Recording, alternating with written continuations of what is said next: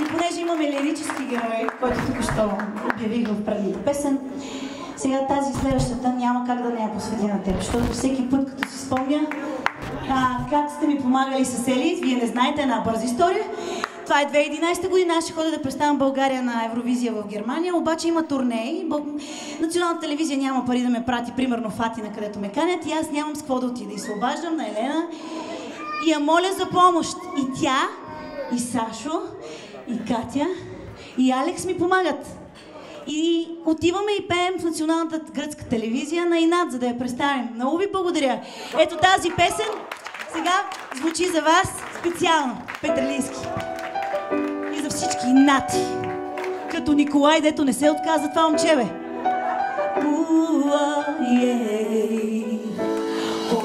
Аз знам, ще намери сила в мен, колко мога да постигна.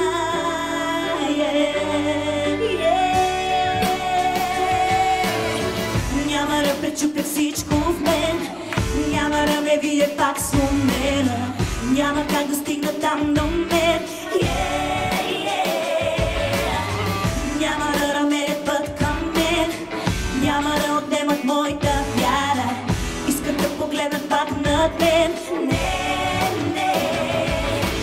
Но знам, ще намери сила в мен и далеко да достигна.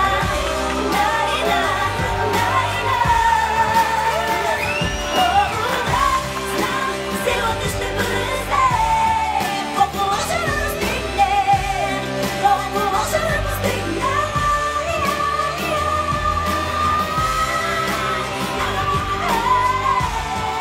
Заедно!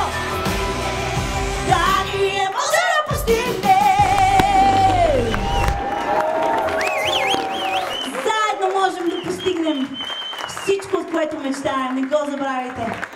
Благодаря ви, че сте наши гости тази вечер. Мога да го кажа като в ролята си на кума. Ето го и кума.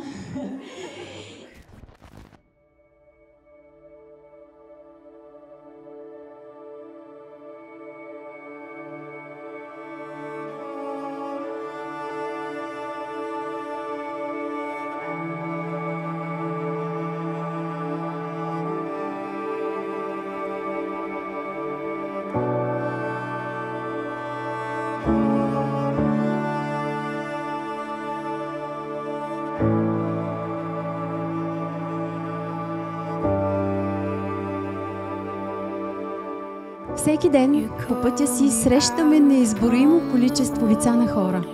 Познати и непознати. Невероятно колко трудно е измежду милионите лица в многомилионен град да срещнем онова единствено лице, което даже по маниери и походка прилича на нашите. Но по-изумително е как един ден в живота ни влиза някой, който преобръща целият ни свят.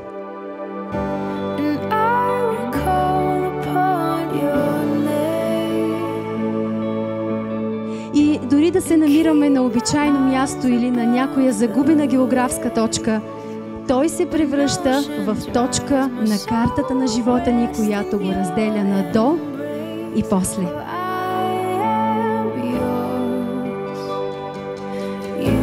За мен има два периода в моя живот. Преди да те срещна и след като те срещнах. Или, както аз обичам да ги наричам, дъното и рая. Но за дъното няма да говорим днес. Ще говорим за рая, защото обичам да мечтая, да вярвам и да сбъдвам мечтите си.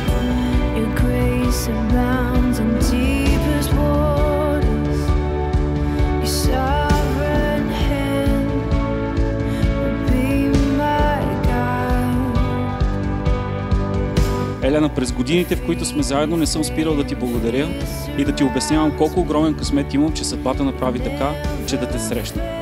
Чувствам се горд и няма да престана да ти гледам право в очите. Елена, благодаря ти.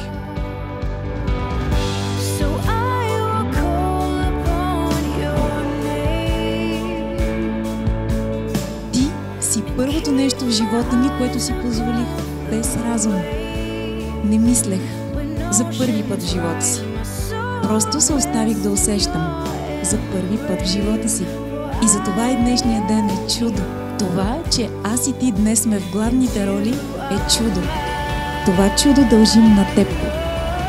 Силата ти да мечтаеш е толкова голяма и заразяваща, че превръщаш всичко, което поискаш, в реалност.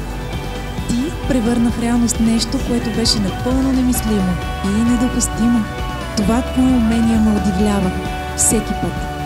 Човек, който успя да сбъдне нас, въпреки всичко и всички.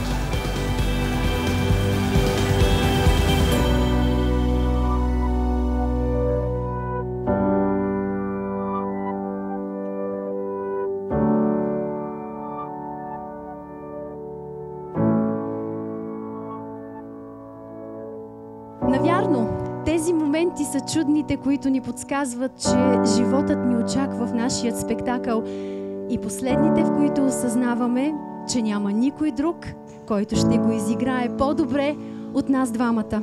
Защото откакто свят светува, в свят на шоу, измислени реалности и филтри, изкривени перспективи и отношения, има една истинска ценност, която се явява главното между двама души.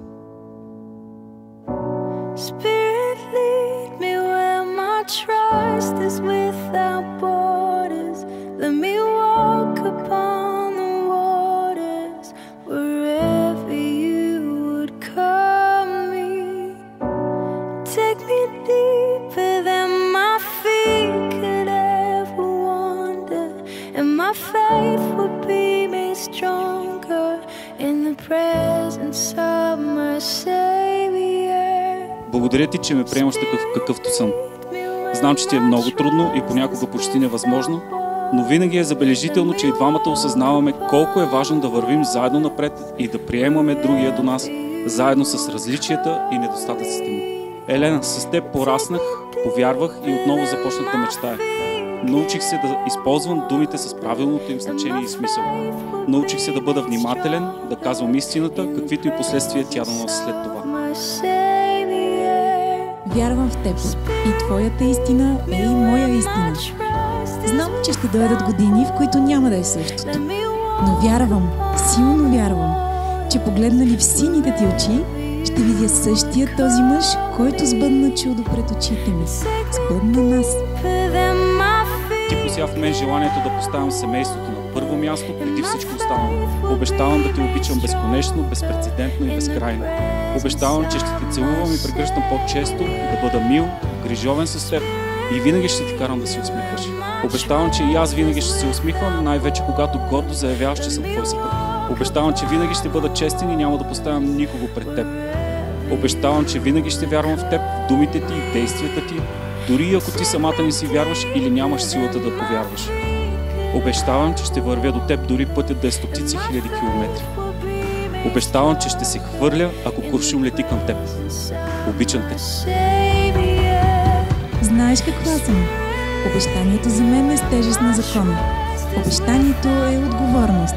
Затова аз днес, уверена в решението си, ти обещавам само едно единствено нещо. Обещавам ти днес. Днес ще те обичам.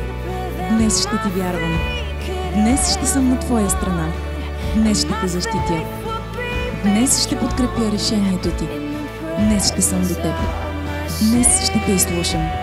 А ако Господ даде утре да се превърне в днес, тогава пак ще те обичам. Пак ще те подкрепям и ще бъда до теб. Вечно твой, вечно мой, завинаги ние.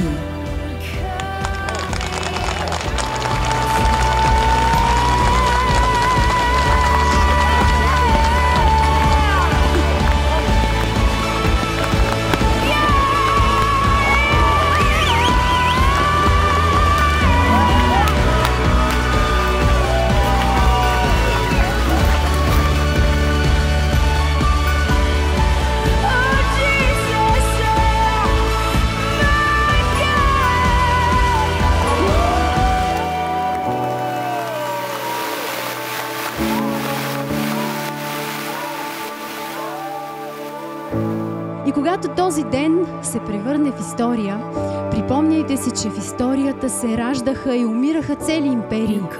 В историята избухваха войни, сваляха се крале, завързаха се грандиозни любовни афери даже. Но има и друга история. История за вашата любов. която вероятно няма да се появи в книгите, няма да бъде възпята в песен от някоя звезда и няма да бъде в основата на сценарий на друг вълнуващ филм. Или може би пък ще бъде.